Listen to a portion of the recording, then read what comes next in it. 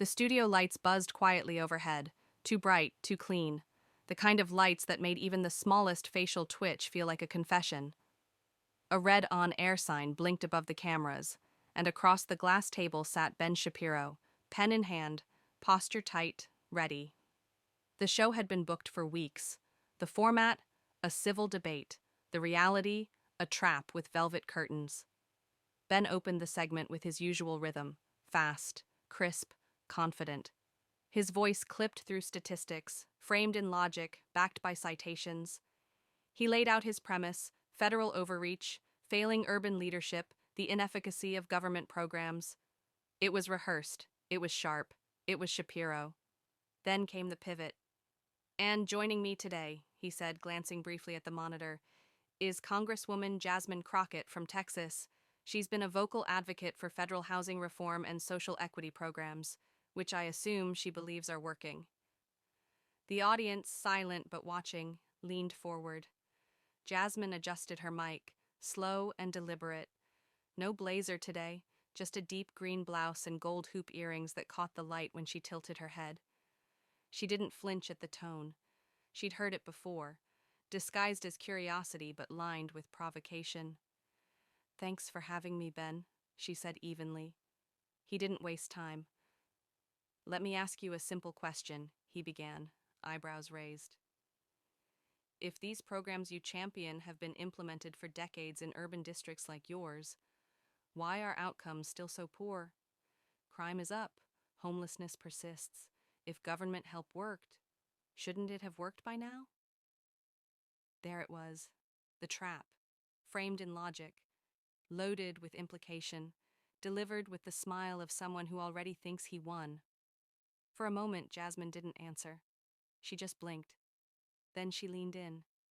"Ben," she said calmly, "let me ask you something." He blinked, not part of the script. "If a man's leg is broken and the doctor gives him a crutch and he still can't run the next day, do you blame the crutch?" Silence. She continued. "Programs aren't miracles. They're interventions. And when a system has spent generations breaking communities, through redlining, underfunded schools, policing disparities, wage theft, you don't fix that with one policy or 1 year. You stabilize it. You stop the bleeding." Ben opened his mouth, but Jasmine cut gently through. "And by the way," she added, "you know what crime actually correlates with? Poverty. You know what poverty correlates with? Disinvestment. And do you know what we've been fighting for? Investment. Fairness. A system where outcomes aren't predetermined by your ZIP code." The studio fell still. This wasn't shouting. This wasn't spin. It was truth. Plain, lived in, unapologetic. And Ben, still holding his pen, wasn't ready for that. The trap had been laid, but Jasmine hadn't walked into it. She'd burned it down. To be continued. Ben Shapiro tapped his pen once against the table, a subtle sound, but in the sterile silence of the studio, it landed like a gavel. He wasn't rattled yet, but Jasmine's metaphor had slipped past his defenses. She hadn't taken the bait. She'd rewired the frame entirely, and now, for the first time in the segment, he blinked. "Well," he said sharply, "that's a compelling emotional appeal, but it doesn't actually answer the core problem. Why should taxpayers continue to fund programs that demonstrably don't work?" He leaned forward now, hands clasped, voice pointed. "Isn't it possible, Congresswoman, that these policies create dependence rather than empowerment?" Jasmine exhaled. Not loudly, not theatrically, just a breath that said, "Here we go again." "Ben," she said softly, "you know what dependence looks like? It's a mother working 2 jobs and still needing housing assistance because rent is 60% of her income. It's a veteran in his 50s, standing in line at a food bank after serving a country that won't approve his disability claim." She didn't raise her voice. She didn't have to. Dependence isn't a character flaw, it's a system flaw. The comment section on the live stream was already lighting up, some applauding, some accusing, but nobody was looking away. Ben pivoted fast. "So what's the solution then? More spending, more bureaucracy, more unelected officials deciding who gets what?" Jasmine's smile was faint, but it was there. No, she replied. The solution is accountability and access. But let's not pretend one side of this country isn't already benefiting from public programs, subsidized agriculture, corporate tax breaks, federal highway expansions in rural districts. That's welfare too, Ben. Just with better PR. He shifted, only slightly, but enough. Jasmine saw it and pressed. You only call it dependence when it's black and brown. You only call it freedom when it benefits the people who already have options. The camera zoomed slightly as she continued. The real trap, Ben, isn't my argument. It's the narrative you've built around who deserves help. You ask why things haven't improved? It's because we keep designing systems that protect privilege, not people. Ben interjected, but Jasmine was already there. You talk about personal responsibility, she said. But where's the responsibility of those who redlined my district? Who slashed public education funding? Who send billion-dollar companies tax refunds while my constituents wait 6 months for heating assistance? Silence again, not because she was shouting, but because every word carried weight. The truth wasn't in her volume, it was in her precision. And suddenly, the trap that had been set to catch her looked a lot more like a mirror. To be continued. Ben Shapiro shifted tactics. If logic hadn't pinned her, maybe pace would. He leaned in, voice accelerating, his tone turned surgical, cutting, precise, designed to out-talk, out-frame, out-maneuver. So you're saying the system is broken, he said. Fine. But what you're defending, federal funding, public assistance, government housing, it's all part of that same broken system. Why double down on what you admit has failed? He didn't wait for silence. He charged forward. Private enterprise has lifted more people out of poverty than any policy. Capitalism, not government, built opportunity. And the places that thrive, they're not the ones waiting for federal grants. They're the ones building businesses. A tight smile, a victorious lean back. It looked like a point scored, until Jasmine spoke. You ever been evicted, Ben? The question dropped like a glass on concrete. I'm serious, she said, tone level. You ever come home from school and find your furniture on the curb, your clothes in garbage bags? You ever had to call 3 family members in one night, hoping someone had a couch you could sleep on? Ben's mouth opened slightly, but Jasmine wasn't looking for an answer. That's not a broken system. That's policy in action. That's what disinvestment looks like. That's the cost of pretending the free market will save everyone, when whole communities are invisible to it. She pulled a folded paper from her folder, creased, highlighted. This is a 2022 federal housing audit, she said. It shows that over 70% of rejected Section 8 applicants were eligible but denied due to funding caps. That's not inefficiency. That's starvation. The camera cut to Ben. For once, he wasn't writing. You say build businesses? My district has entrepreneurs too, Ben.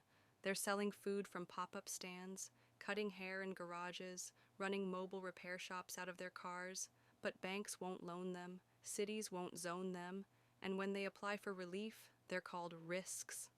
Jasmine's voice didn't shake, it sharpened. You think a family working 3 jobs is choosing poverty? Or do you think maybe, just maybe, they're running in place while the system congratulates itself for giving them shoelaces instead of shoes? Ben looked toward the monitor. The timer was flashing. He had 1 minute left in the segment, but it was Jasmine who owned the last word. You say capitalism built opportunity, she said. But when capitalism builds a ladder and then pulls it up behind it, what's left isn't opportunity. It's exclusion. Ben inhaled, sharp, measured. But for the first time, there was hesitation behind his eyes. To be continued. The segment had been scheduled for 12 minutes. They were on minute 9, and no one was watching the clock anymore. Ben Shapiro, usually in control, now looked like he was calculating instead of conversing. His eyes darted toward the producer's glass booth. Behind the scenes, an assistant gestured to wrap it up. But Jasmine wasn't finished. Let me be very clear, she said, sitting forward slightly. When I talk about government programs, I'm not defending dysfunction. I'm defending people who live between paychecks and prayer, People who pay taxes, follow the rules, raise children, and still get treated like burdens. Her voice wasn't raised, but it filled the room. Ben tried to interject. Nobody is saying those people don't deserve.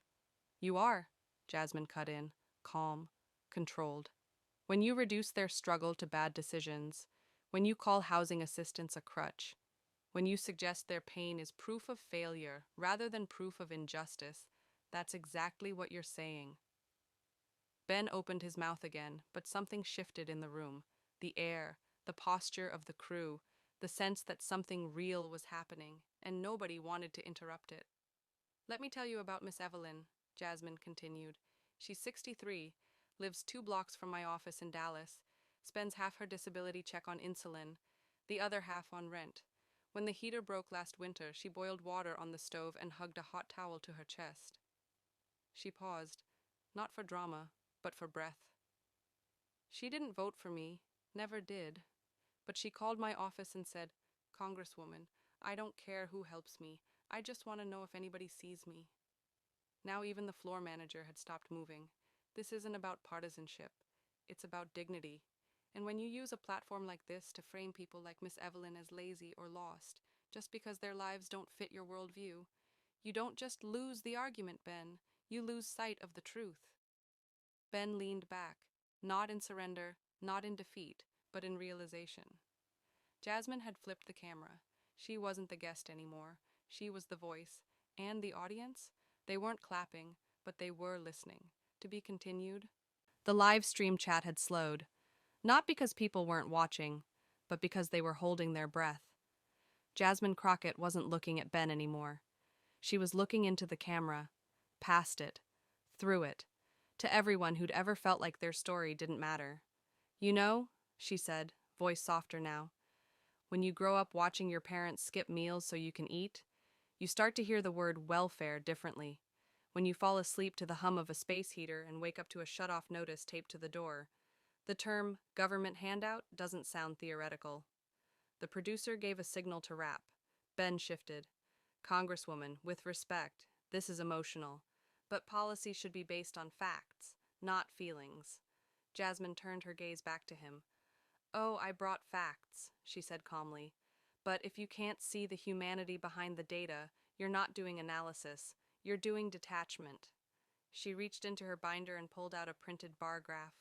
Bold colors, clear lines. "This chart shows eviction rates by race and income. You'll see Black women are evicted at nearly double the rate of white men, even when employed full-time. You want to talk policy? Let's talk structural bias. Let's talk inherited disadvantage. Let's talk access." Ben didn't respond, because suddenly the energy in the room had shifted again, not chaotic, not confrontational, but electric.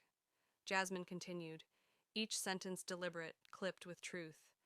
"I became a public defender because I watched my neighbor lose custody of her kids, not because she was unfit, but because her second job kept her from making every court date."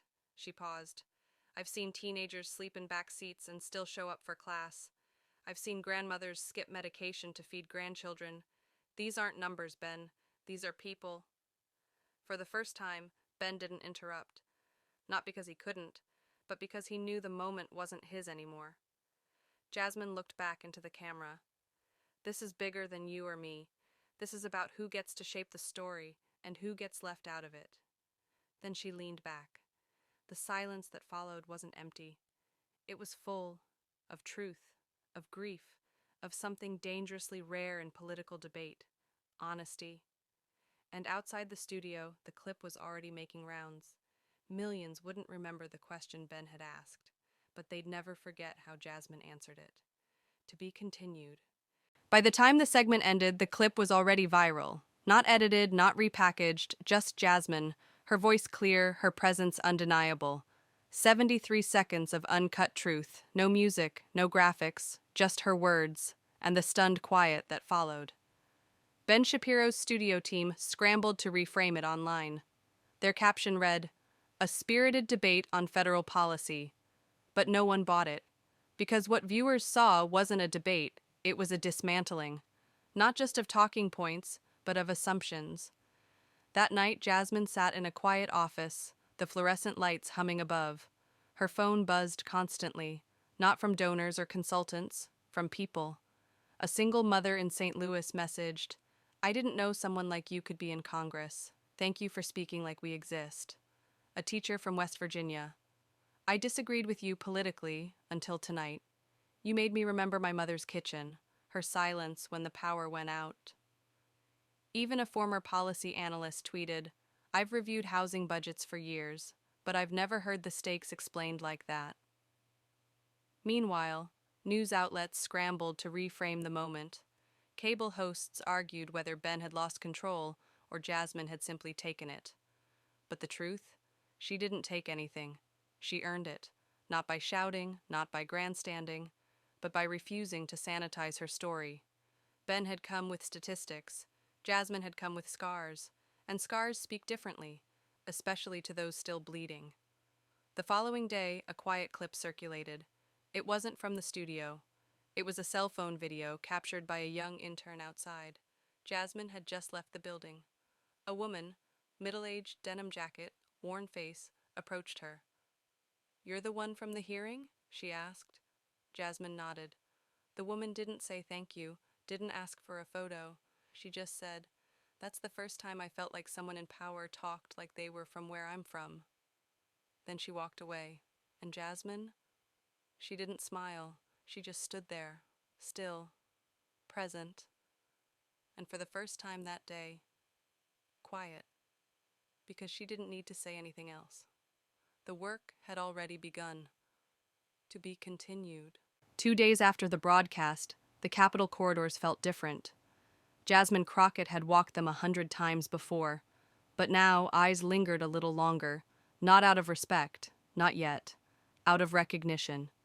That moment, her words, her calm, her refusal to flinch, had cracked something, in the media, in the people, even in the party she belonged to. Cable anchors debated whether she was too emotional or refreshingly grounded. Some said she should run statewide. Others said she didn't play the game well enough.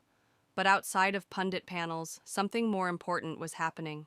Letters, hundreds of them, emails, voicemails, handwritten notes with ink that bled into the paper, from veterans in coal towns, from undocumented teens in El Paso, from pastors in Detroit, and school nurses in Baltimore.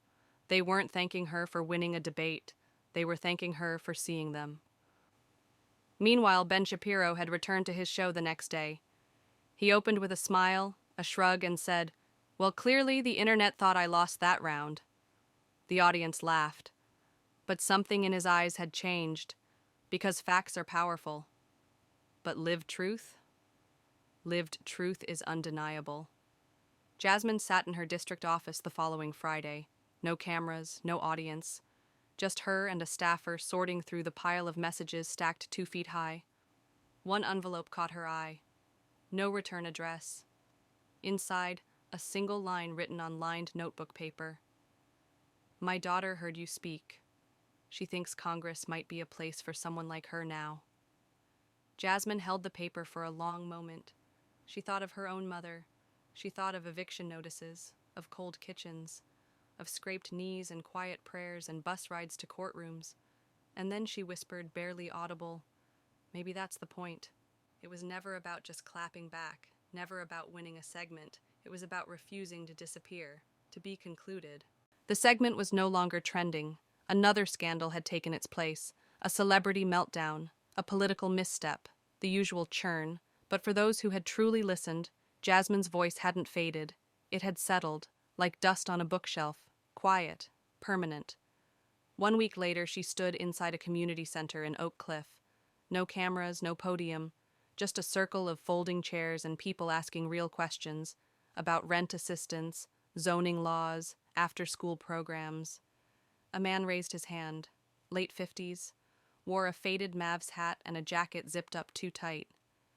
"I saw your interview," he said, "with that guy, the sharp one." Jasmine smiled lightly. "Ben?" "Yeah," he nodded. "You didn't yell, you didn't dodge, you just told the truth." He paused. That meant something. Jasmine looked around the room. It wasn't polished, it wasn't powerful, it was real. Because change doesn't always happen in hearings or hashtags. Sometimes it happens here, in borrowed rooms, with tired voices, and people who are still showing up. A young girl tugged at her mother's sleeve and whispered something. Jasmine crouched down.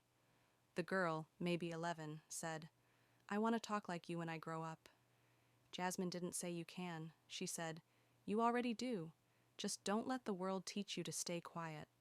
And that, maybe more than anything, was the victory. Not trending, not headlines, but proof. That truth doesn't need a spotlight to shine. It just needs someone brave enough to speak it.